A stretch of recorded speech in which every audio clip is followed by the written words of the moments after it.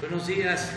Bueno, vamos a iniciar hoy, como todos los martes, la información relacionada con la salud, con la pandemia, el Plan Nacional de Vacunación. También vamos a entregar reconocimientos al personal de salud que han estado ayudando mucho con una entrega humanitaria excepcional para enfrentar la pandemia. Esto se decidió por acuerdo presidencial, el que se entregaran estos reconocimientos a doctores, doctoras, enfermeras, enfermeros, trabajadores del sector salud que han arriesgado su vida por salvar la vida de los demás. Vamos a entregar estos reconocimientos que llevan el nombre del padre de nuestra patria, Miguel Hidalgo y Costilla. Quiero, antes de iniciar el informe, quiero enviar mi más profundo pésame a los familiares de los trabajadores petroleros que perdieron la vida el domingo en el mar de Campeche, en una plataforma petrolera, en un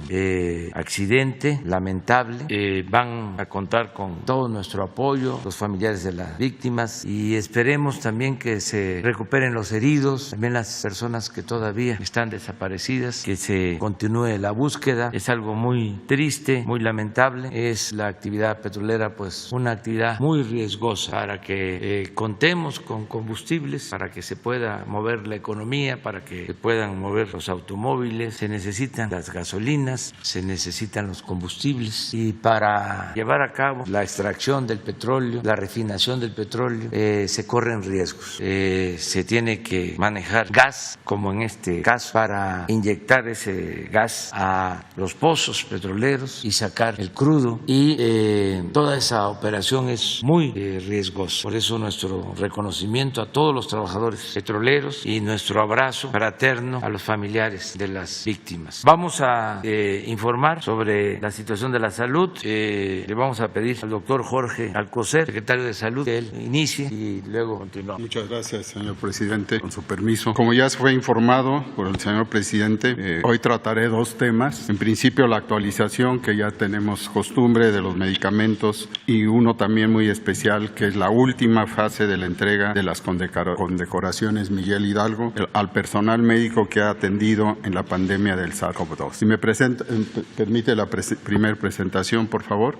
Hoy actualizamos el tema de los medicamentos adquiridos por el sector salud para nuestra población. Lo hemos notificado sobre los medicamentos oncológicos y las diferentes áreas de especialidad médica. Les recuerdo, como aparece en esta imagen, que la demanda del sector salud incluyó 1.800 claves y se han recibido 65.2 millones de piezas al día de ayer.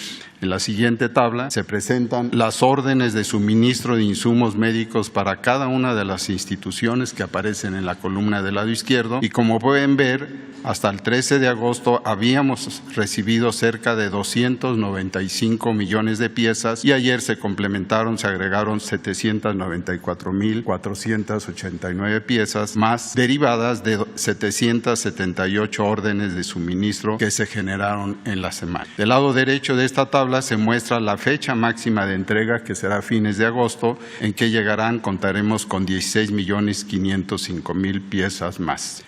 Como ustedes saben, el trabajo de optimización médica consiste en planear la compra de medicamentos de acuerdo a lo que deciden los especialistas médicos y no lo que quieren los proveedores. En la última tabla, por favor, presentamos como ejemplo las claves oncológicas recientemente agregadas al Compendio Nacional de Medicamentos. Esta lista son de los nuevos medicamentos para el cáncer, y como pueden ver, se contará con 9 nuevos medicamentos con diferentes mecanismos de acción y que se usan en diferentes tipos de cáncer, como están en los 3 primeros, en la sangre, como son en parte de la leucemia y otras afines, hematológicas, de diferente mecanismo, y se usan en diferentes otras enfermedades. La asparaginasa, por ejemplo, la carboxipeptidasa y la Buricasa son ejemplo de estos compuestos nuevos que ayudan a no tener tantos efectos colaterales nocivos de las llamadas quimioterapias. Y también vemos como otros medicamentos para otros tipos de cáncer, como son el mieloma, el cáncer de ovario, y los dos últimos que son moléculas nuevas de uso en el cáncer de piel, que como ustedes saben es el cáncer más grave, el melanoma. Contamos así con medicamentos nuevos, eficaces en la lucha contra el cáncer, y en la última página pueden ustedes ver, por favor, ya no hay, no la pusieron. Bueno, hay una línea de comunicación para que todos los que estén interesados en más datos sobre esta llegada de medicamentos la puedan tener. Se las muestro posteriormente. ¿Me podrían pasar la segunda? Ahí está las órdenes de suministro y órdenes de remisión, las pueden consultar en esta página, que les dará en la respuesta lo más rápidamente posible aclaración a sus dudas sobre estos medicamentos y los que van a estar llegando. Muchas gracias. En la siguiente presentación, hoy damos, como señalé, el banderazo de salida de la última fase de entrega de condecoraciones a las y los ganadores de la condecoración Miguel Hidalgo al personal médico en la atención de la pandemia COVID-19. Con esto iniciará el proceso de entrega de 6,650 condecoraciones al personal de 7 diferentes dependientes del gobierno federal que cuentan con hospitales COVID. Al ser la última entrega, me permitiré hacer un resumen de las actividades realizadas por este Consejo en mi calidad de presidente del jurado. En la siguiente lámina, como antecedentes, les recuerdo que a mediados de mayo, el presidente de la República nos pidió premiar a nuestros mejores hombres y mujeres del personal de salud que se encontraban enfrentando por primera vez este virus. Para ello, realizamos la solicitud que pide la Ley de Premios, Estímulos y Recompensas Civiles para que se pusiera en marcha tanto la instalación del Consejo como del jurado. Se diseñó una plataforma digital para que fuera el mismo personal de salud quien postulara a sus compañeras y compañeros en los grados más altos. La convocatoria salió en agosto y para el día del cierre habían postulado, como pueden ustedes ver, 23,000 personas emitiendo apoyos para 11,600 compañeros. En la siguiente lámina, a la fecha se han entregado las siguientes condecoraciones. El 16 de septiembre se entregaron 58 condecoraciones en grado collar en el Zócalo de la Ciudad de México. El 20 de noviembre fueron 425 condecoraciones en grado cruz en el Monumento a la Revolución. El 29 de diciembre, señor presidente, dimos el banderazo de salida de este mismo espacio para que se instalaran 986 placas conmemorativas en los hospitales COVID registrados por la Secretaría de Salud. Esto en agradecimiento a todo el personal que labora en ellos. Durante este 2021, en la conmemoración de los 200 años del Plan de Iguala, el 24 de febrero, fueron 75 condecoraciones en grado cruz y 500 condecoraciones en grado banda las que se entregaron. Y el día de hoy, como ya señalé, damos el banderazo de salida para la entrega de 6,650 condecoraciones en grado banda, cumpliendo así lo solicitado por usted por medio del Consejo de la Condecoración Miguel Hidalgo. Con este anuncio, señor presidente, se cumple la convocatoria expedida el año pasado y se entregan en total 7,708 condecoraciones individuales, 986 reconocimientos grupales, haciendo un total de 8,694 reconocimientos Miguel Hidalgo. En la siguiente lámina, por favor, sobre el grado banda. ¿Qué es esto? Está estipulado en la Ley de Premios, Estímulos y Recompensas Civiles y se entrega por méritos distinguidos o por conducta cuya ejemplaridad convenga hacerla del conocimiento público, así está escrito. El diseño, como pueden ver, es una banda transversal en colores verde y dorado, acompañado por una presea y una roseta que se aprecia en la foto. La siguiente imagen está la distribución de estos 6,650 ganadores que ustedes pueden ver en pantalla, que corresponde al porcentaje de camas COVID con los que contaba cada institución al realizarse la convocatoria en agosto de 2020. en este grado, son las mujeres las que recibirán mayor número de preseas, con casi un 60%, no sé por qué. Otro dato interesante es que la recibirán 15 personas naturalizadas mexicanas y se entregarán 18 condecoraciones póstumas. En el mapa que sigue, una de las solicitudes del Consejo es que hubiera perspectiva territorial, es decir, que hubiera ganadores de todos los estados, los que contaron con mayor número de postulaciones por parte de sus instituciones para esta entrega, y fueron, como puede apreciarse, la Ciudad de México, el Estado de México, el Estado de Hidalgo, Veracruz y Puebla. ¿Cuál es la perspectiva de los condecorados? En la siguiente imagen, si bien cerca de casi el 70% de los ganadores el día de hoy son personal médico y de enfermería, este grado, a diferencia del de collar y cruz, se dio con la posibilidad de premiar también al personal que labora en los hospitales COVID y que directa o indirectamente haya colaborado en la lucha contra la pandemia. Es así que se encuentran premiadas 68 categorías diferentes con labores muy variadas, pero muy importantes para la labor que realizan. El grado banda lo obtuvieron también camilleros, laboratoristas, nutriólogos, químicos, afanadores, choferes de ambulancia, administrativos, radiólogos, técnicos de atención y orientación al derecho habiente, por solo nombrar algunos. Con su permiso, señor presidente, me voy a permitir pedirles a las y los compañeros que nos acompañan para recibir a nombre de su institución la condecoración Miguel Hidalgo. Por favor, por parte de la Secretaría de Salud, la siguiente, por favor, en forma subsecuente, la enfermera Jazmín Eduardo Montoya, quien es descrita por sus compañeros por su alta vocación de servicio.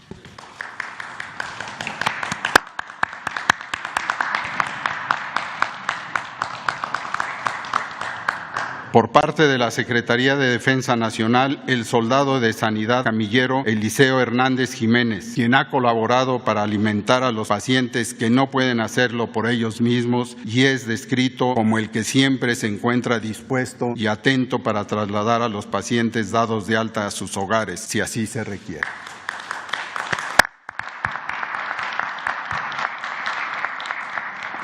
Por parte de la Secretaría de Marina, el tercer maestre y técnico inhaloterapista Jorge Aarón Cortés Vázquez, a quien describen sus superiores como con alto compromiso, espíritu de cuerpo y de sacrificio, actitud de servicio, humanismo, patriotismo y valor.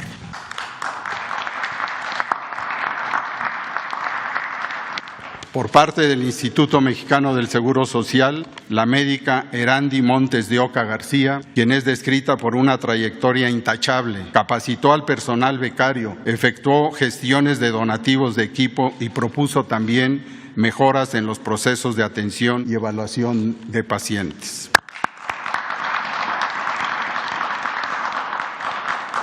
Por parte del Instituto de Seguridad y Servicios Sociales de los Trabajadores del Estado, el médico Alejandro Sandoval Castro, quien decidió tener la iniciativa de aprender de los médicos especialistas las técnicas de atención COVID y comenzó a aplicarlas en sus pacientes, ayudando así a salvar vidas.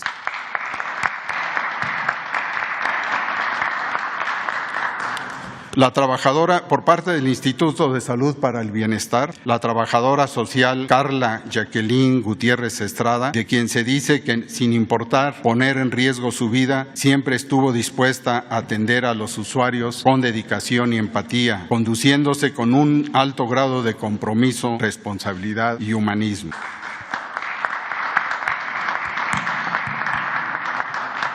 Por parte de Petróleos Mexicanos, el químico Luis Octavio González Espinosa, quien con el más alto grado de compromiso traslada y recibe muestras de pacientes COVID, ha realizado miles de pruebas ininterrumpidamente desde el inicio de la pandemia.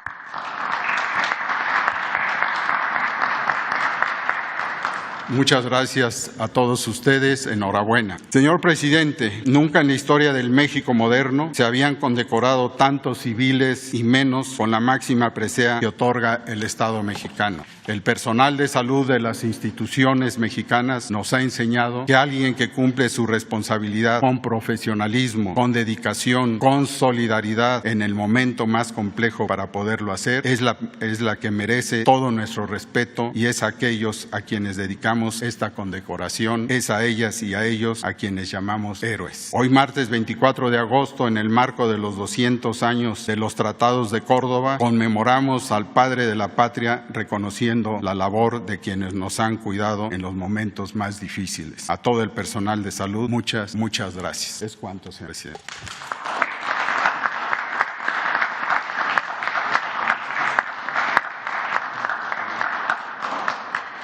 Secretarios, director, buenos días. Compañeras y compañeros condecorados, muchas felicidades, muchas gracias, admiración y respeto de todos nosotros. Muy buenos días, tengan todas y todos ustedes. Vamos a compartir información de la actualización semanal del curso de la epidemia.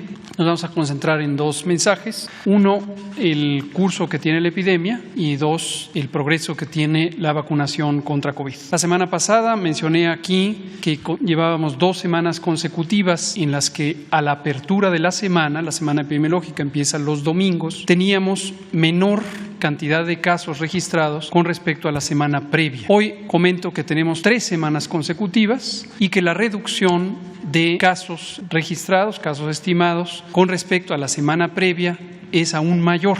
Empezamos la semana con una reducción de 11% en los casos estimados entre la semana 32 comparado con la semana 31. Esto se muestra en la gráfica de los casos estimados. Eso fue el domingo, 11%, hoy tenemos 10% y como suele ocurrir, esta reducción o este cambio empieza a perderse conforme van fluyendo los datos de las distintas entidades federativas. Sin embargo, con una reducción inicial de 11%, es muy probable que terminemos la semana, este próximo sábado, todavía con una reducción, posiblemente alrededor del 5%. Esto ya empezaría a ser un signo más claro de una tendencia de descenso de la tercera ola. Hoy he decidido explicarlo con esa puntualidad porque desafortunadamente notamos que en la semana pasada, al día siguiente de lo que aquí se explicó, se intentaba confundir a la ciudadanía con la idea de que veíamos más casos registrados. Desde luego, un día con otro, la comparación no permite ver en perspectiva la generalidad de la epidemia, pero los distintos indicadores que usamos para monitorear la epidemia nos permiten ver mucha consistencia en esta señal de reducción. Día con día, entre domingo y miércoles, sí empiezan a aumentar los casos. Generalmente después del miércoles se empieza a ver la tendencia completa de la semana. Eso explica por qué algunas notas de la prensa nacional, algunas destacadas en primeras planas, parecían señalar un mensaje contradictorio con lo que se muestra en los múltiples indicadores de la epidemia. Vemos consistencia también en la hospitalización, si me pasan la siguiente imagen, donde vemos cambios en la ocupación hospitalaria. También se empieza a reducir la ocupación hospitalaria en varias entidades federativas. Destaco la Ciudad de México, en donde ya tenemos también más de 8 días con reducción de la ocupación hospitalaria. Lo mismo la zona conurbada del Estado de México, en el Valle de México, empieza a mostrar reducción de la ocupación hospitalaria. Otros indicadores relacionados con la positividad, es decir, la probabilidad de que una persona con síntomas de COVID resulte positiva a COVID cuando se le hace la prueba, también empiezan a reducirse. Y la mortalidad también empieza a mostrar signos de reducción. 17 entidades federativas tienen una clara tendencia de reducción de la epidemia a partir de esta semana. Algunas acumulan ya 5 semanas o 6 semanas de reducción.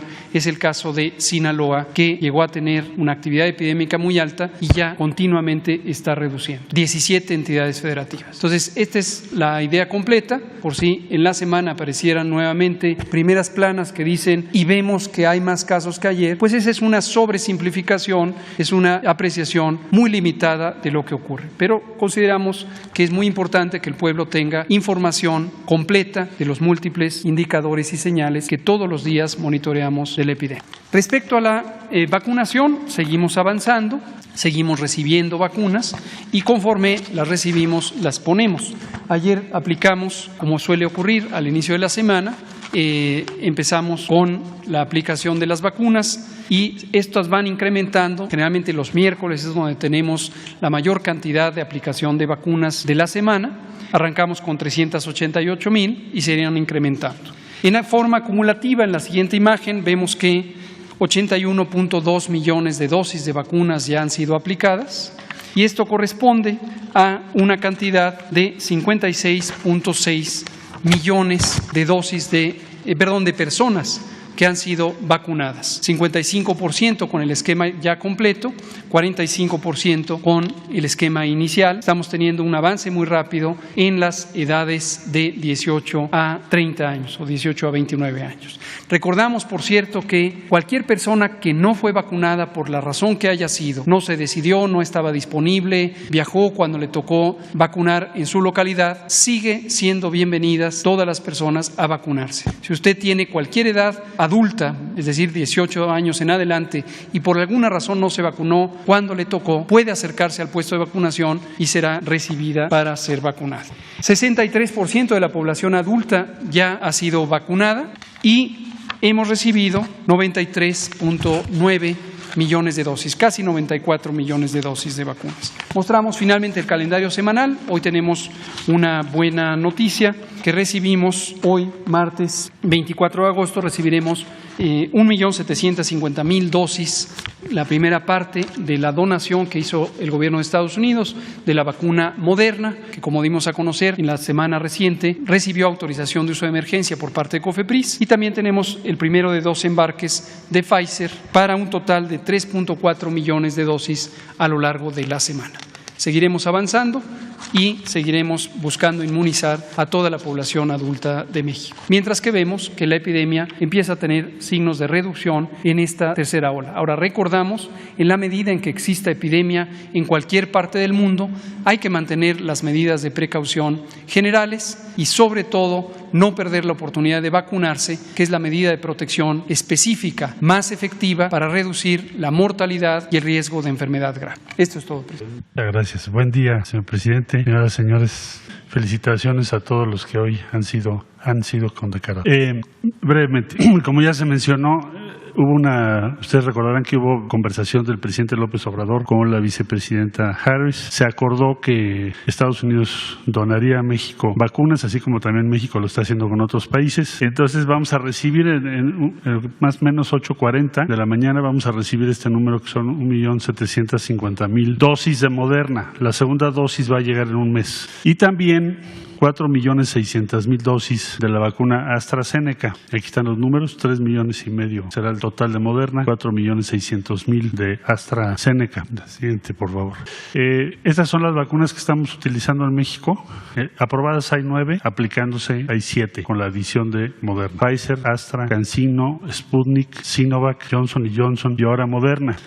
Se autorizaron 2, o están autorizadas 2, Sinopharm, es de China, y Covaxin, que es de la India. Esas 2 todavía no las estamos usando, pero entonces con la llegada de Moderna tendríamos ya en aplicación en México 7 vacunas, que es uno de los portafolios más amplios del mundo. La siguiente, por favor. Muchas gracias. Algunos datos de la vacuna Moderna y por qué estamos complacidos de recibirla, además por su número, que nos va a permitir aplicarla a igual número de personas. Es pionera junto con la vacuna de Pfizer en el uso de tecnología ARN mensajero. Su efectividad está en torno al 93%. Algunos estudios preliminares sugieren que la vacuna también puede ser efectiva contra la variante Delta. Está autorizada en más de 50 países y en México a partir del día 18 de agosto. Llegan hoy, se empiezan a aplicar. Siguiente. Por último, informarles que el programa de vacunación transfronteriza, resultado de la coordinación entre México y Estados Unidos, para personas que trabajan en Estados Unidos y que todavía no se habían vacunado, se han aplicado casi 80,000 dosis, Johnson & Johnson, Pfizer y Moderna, y 73,000 son los connacionales que ya han sido cubiertos con este programa. Se espera continuar con la aplicación de alrededor de 30,000 dosis adicionales. Y bueno, aquí hay algunas imágenes de lo que está ocurriendo allá en la frontera. Este es del Río Texas y este es en Laredo, Texas. Y eso es cuanto, señor presidente. Con permiso, señor presidente, continuamos con el informe. Este es el informe de la distribución de las vacunas que arribaron a nuestro país, las Pfizer, AstraZeneca y Sputnik, en un total de 2.720.930 durante los días 15, 17 y 18 de agosto. Estas vacunas fueron notificadas en INCAN y Birmex y estuvieron listas para distribución 2.058.380 dosis. Estas fueron distribuidas el jueves 19 por vía terrestre. Se organizaron 4 rutas que acudieron los estados aquí a las instalaciones de Birmex para recoger sus vacunas, que fue la Ciudad de México, Estado de México, Hidalgo y Puebla. Una ruta que acudió el estado de Tlaxcala al INCAN a recoger sus vacunas, y se organizaron 4 rutas para atender 7 estados que salieron de las instalaciones de Birmex. La ruta número 1 cubriendo Jalisco y Colima, la 2 Guanajuato y Aguascalientes, la 3 San Luis Potosí y Coahuila, la 4 hacia Guerrero. Y el día viernes 20 se cubrieron 11 estados en 2 rutas aéreas. La ruta número 1 se cubrió Nuevo León, Chihuahua, Sonora, Baja California Sur y Nayarit, y en la ruta 2 se cubrió Chiapas, Quintana Roo, Campeche, Yucatán, Tabasco y Veracruz. Todas estas rutas fueron cubiertas por aeronaves de la Fuerza Aérea, y las terrestres se les dio la seguridad a través de efectivos de la Guardia Nacional, del Ejército y de la Armada. Adelante, por favor. En resumen, tenemos entre jueves y viernes, 19 y 20 de agosto, se transportaron 2.058.380 dosis, de las cuales vía terrestre 1.156.960 y vía aérea 901.420. Se atendieron 23 entidades federativas en esta distribución, se organizaron 28 escoltas en las rutas terrestres, se realizaron 11 operaciones aéreas con 11 horas y media de vuelo, empleando 848 elementos, 84 vehículos y 2 aeronaves para hacer esta distribución. Es todo, señor presidente. Bueno, pues vamos a abrir para preguntas. Adelante. Buenos días, señor presidente. En relación a los derechos especiales de giro, usted había anunciado que se iban a utilizar esos 12,000 millones que dispone el Fondo Monetario Internacional para México. La pregunta es, ¿cuál es la situación actual? Si ya se recibieron, si la intención es seguir el plan inicial de pagar deuda, porque hay oposición dentro del Banco de México al respecto. Dice que son solamente para reservas, aunque después se explicó que puede haber una triangulación de comprar deuda interna. ¿Cuál es la situación al respecto? Bueno, son fondos, para que quienes nos están escuchando, viendo, se entienda, son fondos que le corresponden al gobierno de México. Del Fondo Monetario Internacional, todos los países miembros van aportando a este fondo, y ahora se decidió hacer una distribución, un reparto en el mundo de más de 600,000 millones de dólares. Y a México le corresponden, al gobierno de México, le corresponden 12,500 millones de dólares. Nosotros tenemos que entregar esos fondos al Banco de México. En todos los países, o en casi todos, esos fondos llegan directo a los gobiernos. Aquí, por mecanismos que se han establecido, los fondos los maneja o llegan al Banco de México. Sin embargo, son fondos del gobierno de México. Se está haciendo una gestión, un trámite con las autoridades del Banco de México para que esos fondos los utilice el gobierno para pagar deuda, que todos los fondos se utilicen con ese propósito. ¿Ya se sabe cuánto se ahorraría el gobierno mexicano en ese intercambio? Todavía no se hacen las cuentas, pero se lograrían ahorros, porque esto va a significar una disminución, sobre todo en el pago del servicio de deuda, en el pago de intereses, y ayuda a la hacienda pública. No se van a utilizar esos recursos para ninguna otra actividad, sino para el pago de deuda, para seguir manteniendo una política de deuda baja, con el propósito de que tengamos una hacienda pública sana, fuerte. Esto ya se percibe en todo el mundo, que México tiene finanzas públicas sanas, que como no se veía en décadas, no ha habido devaluación de nuestra moneda, tenemos ingresos suficientes de recaudación por el pago de contribuciones, a pesar de la pandemia, está llegando inversión extranjera, como no sucedía también en muchos años. Este semestre fue histórico en cuanto a ingresos por inversión extranjera. También se está recuperando la economía después de la pandemia. Ya todo el mundo acepta que vamos a crecer este año 6%. Se están recuperando todas las actividades productivas. En fin, vamos bien, y por eso esos recursos se van a utilizar para el pago de deuda. Muchas gracias. En otro tema, señor presidente, la titular de la Secretaría de Energía, Rocío Nale, se sumó oficialmente ya a la operación Corcholata, como se dice, ¿no? Es decir, manifestó su disposición de participar, si así lo decide el partido, en el proceso de selección de candidato a la presidencia de la República en su tiempo. La pregunta es, ¿no se está calentando la plaza con estas aspiraciones que tradicionalmente estarían pues fuera de tiempo? Y si usted no pediría que los interesados en este proyecto de sustitución pues pidieran licencia como lo hizo con los funcionarios que participaron en las elecciones pasadas. Eso puede ser, pero cuando ya estén cerca las elecciones o la elección de los candidatos. Pero ahora falta todavía mucho y son muy responsables los servidores públicos. En el caso de Rocío Nale, está regresando de un viaje que hizo a Corea, donde se están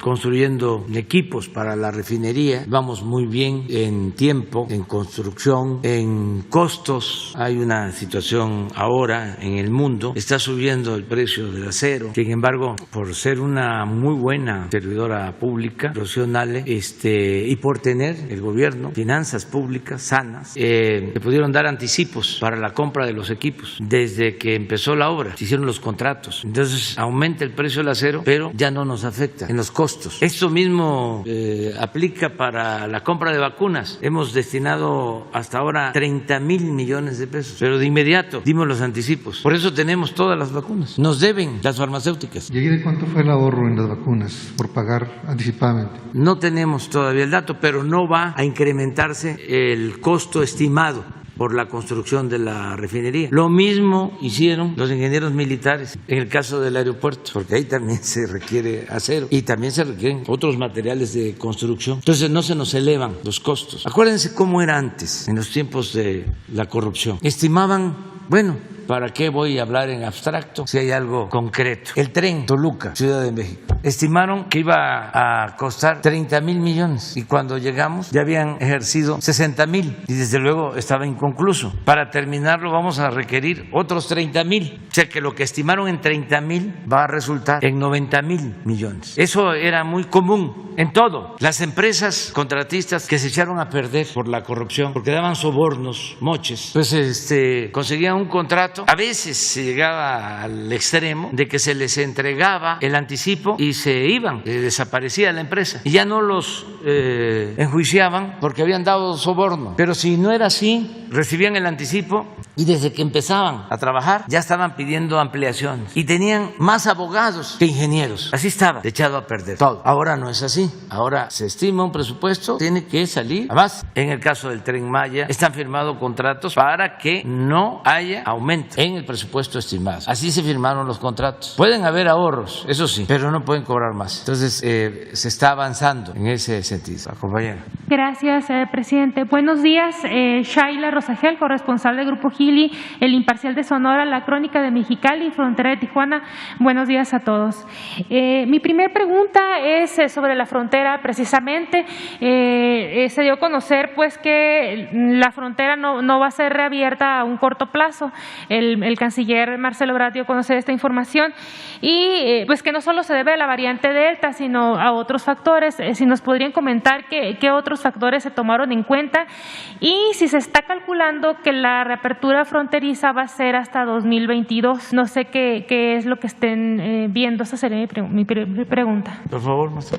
Bueno, el factor principal sí fue el incremento en los contagios en ambos países y eso también afectó a Canadá. Entonces se tomó una decisión que tiene que ver con la frontera, digamos, más o menos de manera homogénea por ese motivo. No esperaríamos, de acuerdo a las previsiones que hay, que la actual circunstancia se prolongue hasta el año 2022. Esperamos que sea antes, que se pueda pues efectivamente reanudar, si no todas las actividades, pues la mayor parte de las actividades que hoy están afectando a las personas en la región fronteriza. Así lo hemos planteado y lo haremos del conocimiento público en cuanto tengamos ya la evidencia que estamos en otra circunstancia sanitaria. Pero esa es la razón principal. Gracias. Mi siguiente pregunta, presidente, en el último informe de seguridad, Cajeme otra vez resultó pues ser el municipio entre los 50 municipios prioritarios que tiene más, se elevó más el contagio en julio respecto a julio del año pasado. O sea, en julio del año pasado eran 23 homicidios dolosos y este julio fueron 60. Entonces, preguntarle, aunque ya la secretaria Rosa Isela explicó que se han estado reforzando estos tenemos 50 municipios con más presencia del Ejército, de la Guardia Nacional, y en Sonora ya empezó a llegar estos refuerzos. Preguntarle qué otros apoyos se van a entregar al Estado para combatir la inseguridad y también qué es lo que le ha comentado la Mesa de Seguridad en las reuniones que tienen sobre lo que está pasando en particular en Cajeme, o sea, por qué este incremento en el homicidio doloso, por qué pues resalta entre los demás municipios, ¿no? Como lo vimos en el último informe. Sí, en efecto, hay mucha violencia en Cajeme, más que en otros lugares. Hay incremento de la violencia en Sonora con relación a Sinaloa, con relación a Baja California Sur, con relación a Nayarit, a Durango. Son 2 estados que tenemos con incrementos en la delincuencia en esa región del país, el noreste, Sonora y Baja California. Y estamos trabajando ahí. En el caso de Cajeme, se tiene un cuartel de la Guardia Nacional, se están reforzando acciones. La violencia ahí tiene que ver con el crimen organizado, con el enfrentamiento de bandas del crimen organizado. Y se está haciendo labor preventiva y también trabajo de inteligencia para garantizar la paz en Sonora y en Cajeme en especial. Aprovecho para informar que se le va a dar un trato también especial a los pueblos yaquis, porque ahí han habido problemas últimamente. Y ya las autoridades, los gobernadores yaquis aceptaron de que participe la Secretaría de la Defensa, la Secretaría de Marina, la Guardia Nacional. Y esto va a ayudar mucho para garantizar la paz. Estamos trabajando en eso. Muy bien, presidente. Ya mi última pregunta. La semana pasada pues fue un día triste para Sonora, pues falleció una niña de 9 años de nombre Jimena de COVID-19. Esta pequeñita nació con parálisis cerebral y bueno, comentaban que la niña nada más no podía caminar, pero era normal en todo lo demás. La niña, desde que empezó a presentar los síntomas, en 4 días falleció. Entonces, la mamá comenta que a pesar de que pues la niña tenía un poco las defensas bajas, no tomaron las precauciones adecuadas porque hubo contagios ahí entre los familiares, incluso los papás, y pues ella pensaba que a los niños no les pegaba fuerte el COVID y pues no tomó las precauciones, es lo que ella comenta en entrevistas.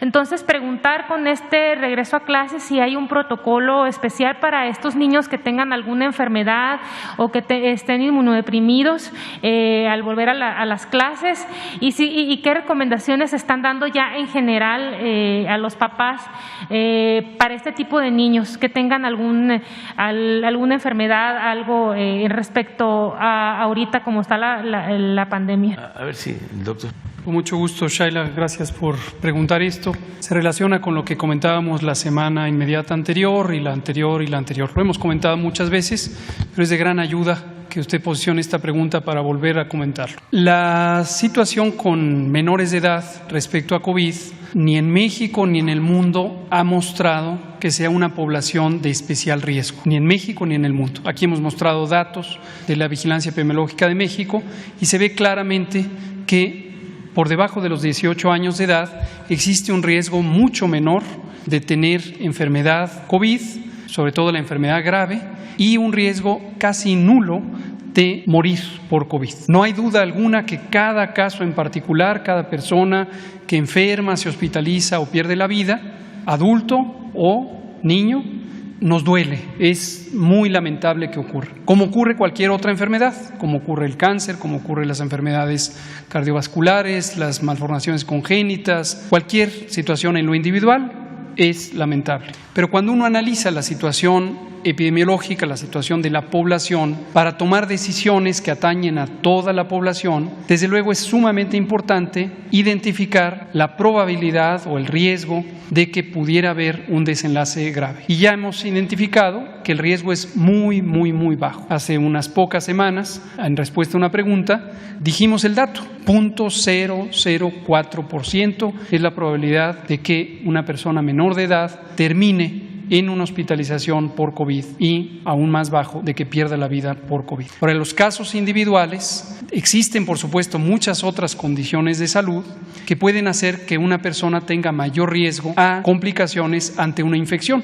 Existen enfermedades que se llaman enfermedades inmunosupresoras, algunas son congénitas, algunas son por nacimiento, algunas son adquiridas por situaciones de salud diversas que pueden hacer que una persona tenga mayor susceptibilidad a las infecciones, a complicarse, ya sea una persona adulta o una persona menor de edad. El caso concreto que usted relata, efectivamente, muy tristemente, esta pequeñita tenía alteraciones desde el nacimiento, parálisis cerebral infantil, y había tenido una larga proceso de enfermedad. Su vida no era con todo el potencial que puede tener cualquier otro niño por estas afecciones. Y esto condicionó un mayor riesgo de que el desenlace desafortunado ocurriera. Entonces, en general, lo que recomendamos es para niños y para adultos, independientemente del sitio al que van a concurrir, cuando se trata de estos casos en particular que padecen enfermedades inmunosupresoras, por cáncer, por uso de esteroides, porque están en quimioterapia, porque tienen una enfermedad congénita, seguir las precauciones que le recomienda el médico, la médica tratante a todas las personas que padecen inmunosupresión. Esto va más allá de COVID,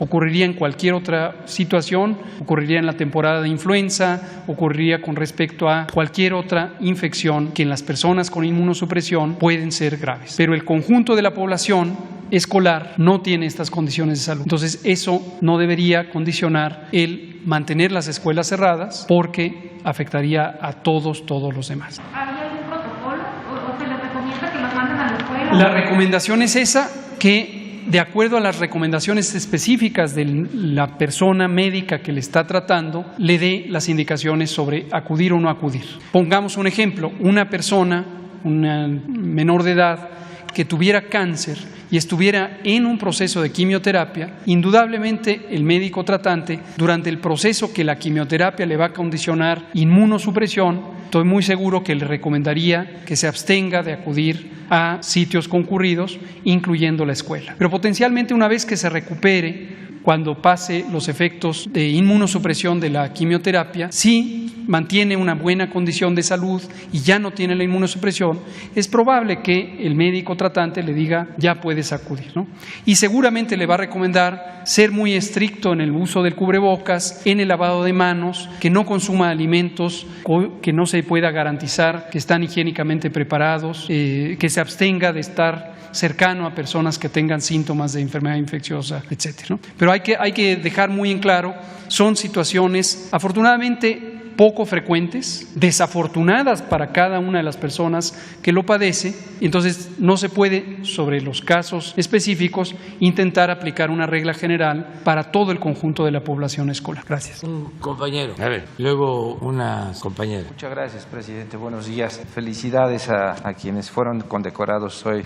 Presidente, si bien hay una reducción en la pandemia, quiero preguntarle al subsecretario López-Gatell que, bueno, se avecina ya la temporada invernal. Luego, entonces, hay este pronóstico, este reporte o esta eventualidad de una cuarta ola en enero. No sé, si nos pueda decir un poco a la población, independientemente de reforzar el protocolo de sanidad, hay ese riesgo de que venga una cuarta ola. Pues va a responder el doctor López-Gatell, pero yo quiero utilizar un minuto para decir que por eso le estamos dando toda la atención al Plan Nacional de Vacunación para cumplir con la meta que tenemos, que en octubre todos los mayores de 18 años estén vacunados, cuando menos con una dosis. Dos razones. Una, de que es lo mejor para prevenir, para no hospitalizarnos y para que no haya fallecimientos. No tenemos otra opción mejor que vacunarnos. Y dos, que en efecto viene el invierno y en esa temporada siempre hay más enfermedades respiratorias. Entonces vamos a avanzar para que en octubre estemos todos vacunados, cuando menos con una dosis. Pero el doctor puede ampliar. Con gusto, presidente. Efectivamente, las infecciones respiratorias fuera de COVID, todas las demás, suelen presentarse en la temporada fría del año. Esto también lo hemos comentado varias veces, pero con mucho gusto lo volvemos a comentar. ¿Por qué ocurren las enfermedades infecciosas? ¿Por qué se propagan más fácilmente en la temporada fría del año? Hay varias explicaciones, no entraré en detalles. Algunas tienen que ver con cómo funciona el aparato respiratorio, la producción de moco respiratorio, el movimiento de ese moco, la densidad de ese moco, el funcionamiento del sistema inmune, el sistema de defensas en el aparato respiratorio. Esas son algunas razones. Otras razones tienen que ver con la conducta de las personas. En la temporada fría solemos estar más cercanos unos con otros, solemos pasar más tiempo dentro de espacios cerrados y no afuera en espacios abiertos. Y eso obviamente aumenta la probabilidad de los contagios por cercanía física, por persistencia en el aire de las partículas infectantes. Las partículas líquidas por las que se transmiten los virus respiratorios, las gotas, gotículas, aerosoles, duran más tiempo en clima frío que en clima caliente, porque no se evapora en el clima frío tan rápidamente esas partículas líquidas. Son algunas de las razones. Entonces, eso en México y en todo el mundo hace que las infecciones respiratorias sean más frecuentes en el invierno. Para el hemisferio norte, de octubre a marzo; para el hemisferio sur, de abril a septiembre. Hay enfermedades respiratorias que son tan importantes en su frecuencia como la influenza, que la tercera parte de las poblaciones de cada uno de los países y por lo tanto de todo el mundo se infectan. No necesariamente todo el mundo enferma y mucho menos todo el mundo tiene una enfermedad grave. Pero es de tal importancia que se prefiere tener actividades de prevención específicas. Y como acaba de señalar el presidente, una de las intervenciones específicas de prevención más importantes de la salud pública son las vacunas. Las vacunas suelen ser productos farmacéuticos muy seguros, tienen estándares de calidad muy altos y se busca que tengan altas eficacias. En el caso de influenza, desde hace varios años, desde 1997 en México, se utiliza la vacuna contra la influenza. Desde 2007 hay un programa nacional de vacunación contra la influenza y se recomienda que las personas que tienen más de 60 años, en el caso de influenza también las menores de 5 años y justamente las personas que tienen distintas enfermedades crónicas se vacunen contra la influenza. Como lo hemos hecho todos los años desde 2007, lo volveremos a hacer este año y pondremos las vacunas contra la influenza. Y respecto a la posibilidad de cuarta ola, es exactamente lo que acabo de decir. Mientras exista la epidemia en el mundo, todos los países tienen posibilidades de tener cuartas, quintas, sextas olas. En este momento en Europa varios países ya tienen la quinta y la sexta ola. Estados Unidos va en su cuarta, casi quinta ola también. Entonces, en todo momento puede ocurrir y por eso hay que estar muy al pendiente de lo que va ocurriendo en cada país, en cada momento. En este momento podemos afirmar con la información que por 3 semanas consecutivas hay un descenso en el número semanal de los casos. Posiblemente ya empiece una tendencia de reducción sostenida. Insisto en el calificativo, posiblemente. Si esto fuera diferente, lo informaremos. Entonces, no hay que ir anticipando cosas más que ir observando lo que es posible predecir. Gracias. Gracias. Presidente, ahorita que acaba de hablar usted acerca de obras, contratos, moches, sobornos, estamos a unos cuantos días de que haya un relevo en al menos 1950 presidencias municipales en todo el país y de todos es sabido que una de las áreas más codiciadas por el crimen organizado y por funcionarios corruptos son las direcciones de obras, porque ahí es donde fluye millones de pesos, ¿no? Le hablo de un caso muy concreto. Hay una funcionaria en Acapulco que en su momento, en una gestión del PRD, está sancionada, inhabilitada por haber desviado 100 millones de pesos y de hecho hay una investigación abierta en su contra por el delito de peculado. Es María de la Luz Meraza Radilla. Es una política, una funcionaria que insiste y parece ser que está filtrándose ya para la nueva administración ahí con Abelina López. ¿Qué hacer con este tipo de personajes que todavía insisten en que se puede corromper, en que se puede hacer de un cargo público como es una dirección de obras, presidente? ¿Cómo blindar para evitar este tipo de cochupos o de sobornos de perfiles de esta naturaleza? Pues que no se permita la corrupción, que se erradique, que se destierre la corrupción y que se vaya asimilando de que lo mejor es la honestidad, que es la mayor riqueza de nuestro pueblo, la honestidad, y también es lo que debemos de estimar más importante en nuestra vida, en lo personal y en lo público. Para los jóvenes que tengan como propósito, como objetivo, el actuar con honestidad y que desprecien, rechacen la corrupción, que no sigan los malos ejemplos, que no estén pensando que lo más importante en la vida es el dinero. No, lo más importante en la vida es la honestidad, no el dinero, y que ya cambiaron las cosas en el país y se ve mal al corrupto y hacen hasta el ridículo los corruptos, porque antes tenían protección, había la impunidad, que no es más que protección. Entonces ya no hay protección, ya no hay impunidad de parte de el gobierno o de las autoridades del más alto nivel, pero tampoco no ha habido protección ni impunidad del pueblo, de la sociedad. Habían estado insistiendo en que se aceptara al corrupto y se le festinara, se le celebrara, se le pusiera de ejemplo.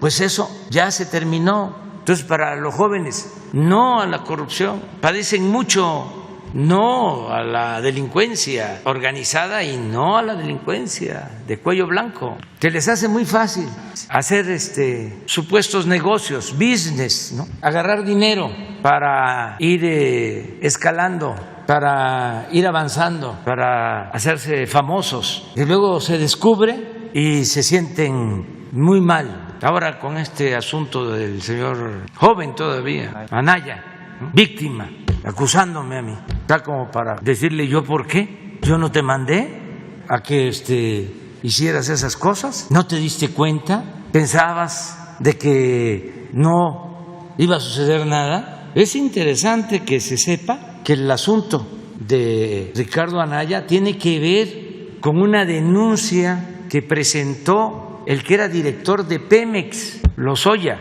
Ese señor presentó una denuncia diciendo que él entregaba dinero a legisladores y a dirigentes de partidos para que se aprobara la reforma energética. Ese es el fondo del asunto. ¿Y qué se ganó con la reforma energética? Nada, al contrario, se perdió. Entregaron esos sobornos para que se aprobara la reforma energética y resulta que se entregaron concesiones para que algunas empresas hicieran jugosos negocios en Pemex y en la Comisión Federal de Electricidad. ¿Pero qué ganaron los ciudadanos? Repito, nada, perdieron, porque a partir de esa reforma aumentaron los precios de las gasolinas, del gas, de la luz. Se puede probar. Entonces, esa corrupción no se debe de permitir ni en el gobierno federal, ni en el poder legislativo, ni en el poder judicial, ni en los gobiernos estatales, ni en los gobiernos municipales. Y es cierto, antes había una campaña y había financiamiento. Si se trataba de ayuntamientos, de presidencias municipales, la delincuencia financiaba y pedían la Secretaría de Seguridad Pública. Luego le subieron a la Secretaría de Obras y luego ya de plano al presidente municipal, a su servicio.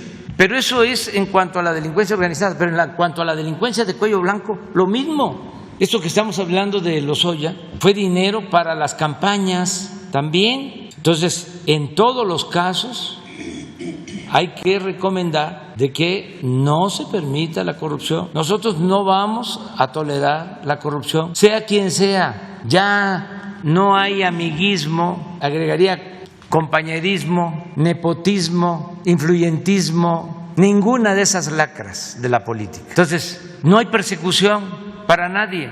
No es muy fuerte la venganza. Lo de este señor Ricardo Anaya, lo que tiene que hacer es enfrentar el proceso. Y si es inocente, presentar las pruebas y defenderse con la verdad, pero no echarme la culpa a mí y decir, ya me voy, Le llama mentiroso a usted y que lo quiere descarrilar para la sucesión presidencial. Sí, que como si yo estuviese preocupado desde ahora por quién va a ser el próximo presidente de México. Estoy preocupado primero ahorita porque me tengo que ir,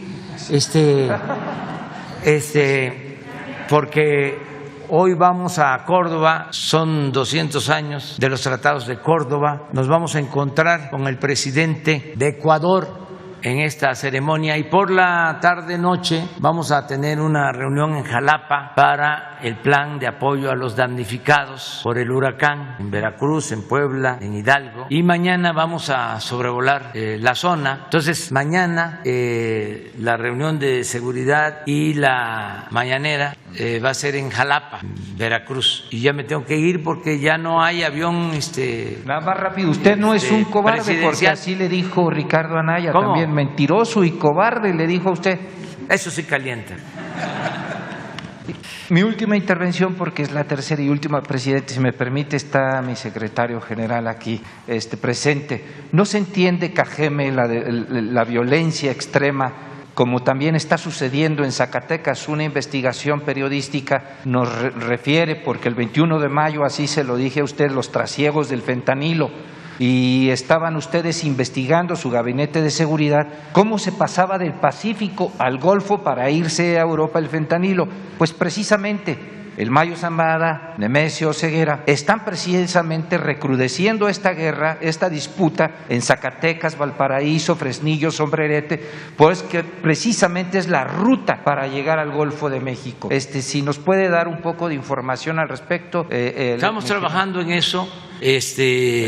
Hay dos hechos, se están enfrentando grupos del crimen organizado, por eso la violencia en Sonora, en Baja California, en Zacatecas, en Michoacán, y el otro hecho es la introducción del fentanil, de esta droga que se trae de Asia y que se está comercializando a precios más rentables que las drogas tradicionales, con un daño mayor, mucho mayor.